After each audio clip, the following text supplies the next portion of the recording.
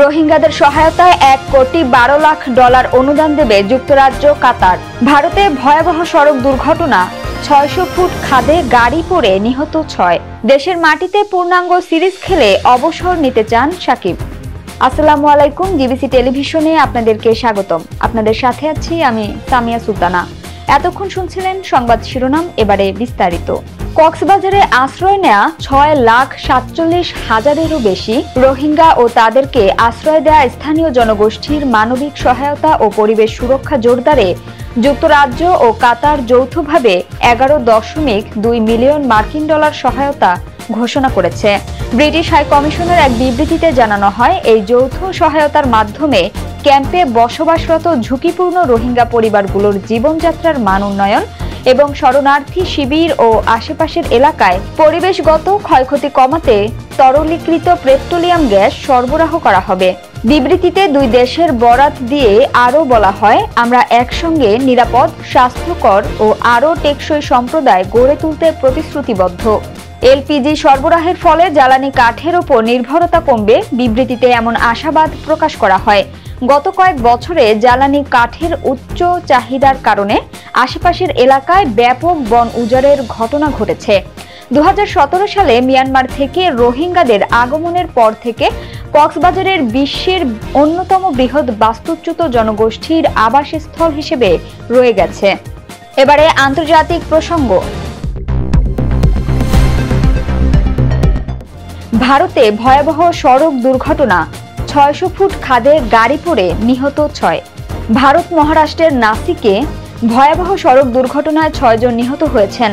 রোববার স্থানীয় সময় বিকাল 4টার দিকে কালোয়ান তালুকের সপ্তশৃং গড়ের পাহাড়ি এলাকায় একটি যাত্রীবাহী গাড়ি নিয়ন্ত্রণ হারিয়ে 600 ফুট গভীর খাদে ছিটকে পড়ে। সংবাদ মাধ্যম এনডিটিভির বরাতে জানা যায়, দুর্ঘটনাস্থলেই সকল যাত্রীর মৃত্যু হয়। নিহতরা নিফাট তালুকের পিম্পলাগাঁও বর্ষবন্ত এলাকার বাসিন্দা। দুর্ঘটনার খবর পেয়ে পুলিশ সুপার সহ স্থানীয় পুলিশ ও দুর্যোগ ব্যবস্থাপনা দলের সদস্যরা উদ্ধার কাজে অংশ নেন। উদ্ধার অভিযান এখনো চলছে। এ ঘটনার প্রতি গভীর শোক প্রকাশ করেছেন ভারতের প্রধানমন্ত্রী নরেন্দ্র মোদী। এক বিবৃতিতে তিনি বলেন, মহারাষ্ট্রের নাসিকে দুর্ঘটনায় প্রাণহানির ঘটনায় আমি গভীরভাবে শোকাহত। নিহতদের পরিবারের প্রতি সমবেদনা জানাই এবং আহতদের দ্রুত সুস্থতা কামনা করি। মহারাষ্ট্রের মুখ্যমন্ত্রী দেবেন্দ্র ফড়নবিস দুর্ঘটনাটি অত্যন্ত দুঃখজনক বলে মন্তব্য করেছেন। তিনি নিহতদের পরিবারকে রাজ্য সরকারের পক্ষ থেকে 5 লাখ রুপি করে আর্থিক সহায়তা দেওয়ার ঘোষণা দিয়েছেন। পাশাপাশি তিনি জানান, সরকারের পক্ষ থেকে পূর্ণ প্রশাসনিক সহায়তা নিয়ে উদ্ধার কাজ চলছে এবং নিহত পরিবারের পাশে সরকার সবসময় আছে। এবারে খেলার খবর। দেশের মাটিতে পূর্ণাঙ্গ সিরিজ খেলে অবসর নিতে চান সাকিব। বাংলাদেশ ক্রিকেটের সবচেয়ে বড় তারকা ও সাবেক অধিনায়ক সাকিব আল হাসান ঘোষণা দিয়েছেন, টেস্ট ও টি-20 থেকে নেওয়া অবসর প্রত্যাহারের।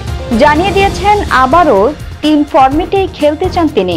দীর্ঘ 1 বছরেরও বেশি সময় আন্তর্জাতিক ক্রিকেট থেকে দূরে থাকা সাকিব বলেন, বাংলাদেশের জার্সিতে শেষবার মাঠে নামার আগে তিনি একটি পূর্ণাঙ্গ হোম সিরিজ খেলতে চান। ইংলিশ ক্রিকেটার মঈন আলীর সঙ্গে বিয়ার্ড বিফোর উইকেট পডকাস্টে সাকিব বলেন, আমি আনুষ্ঠানিকভাবে এখন আর কোনো ফরম্যাট থেকেই অবসর নেইনি। বাংলাদেশে ফিরে একটি পূর্ণ সিরিজ, ওডিআই, টেস্ট, টি-20 খেলে তারপর অবসর নিতে চাই। তিনি জানান, 3 ফরম্যাটের যে কোনো ক্রমানুসারেই তিনি বিদায় নিতে প্রস্তুত। টি-20 দিয়ে শুরু হোক বা টেস্ট দিয়ে, সেটি গুরুত্বপূর্ণ নয়। ভালো খেললাম কিনা সেটা বড় বিষয় নয়। ভক্তদের সামনে একটি হোম সিরিজ খেলেই বিদায় জানাতে চাই, যোগ করেন তিনি। সংবাদের শেষ পর্যায়ে শিরোনামগুলো জানিয়ে দিব আরও একবার। রোহিঙ্গাদের সহায়তায় 1,12,00,000 অনুদান দেবে যুক্তরাজ্য কাতার। ভারতে ভয়াবহ সড়ক দুর্ঘটনা, 600 ফুট খাদে গাড়ি পড়ে নিহত 6। দেশের মাটিতে পূর্ণাঙ্গ সিরিজ খেলে অবসর নিতে চান সাকিব। জিবিসি সংবাদে এই ছিল এখনকার মতো। বিশ্বের যে কোনো প্রান্ত থেকে সর্বশেষ খবর জানতে ভিজিট করুন জিবিসি অফিসিয়াল ইউটিউব চ্যানেল ও ফেসবুক পেজ। এতক্ষণ সঙ্গে থাকার জন্য ধন্যবাদ সবাইকে। পরবর্তী সংবাদ দেখার আমন্ত্রণ রইল।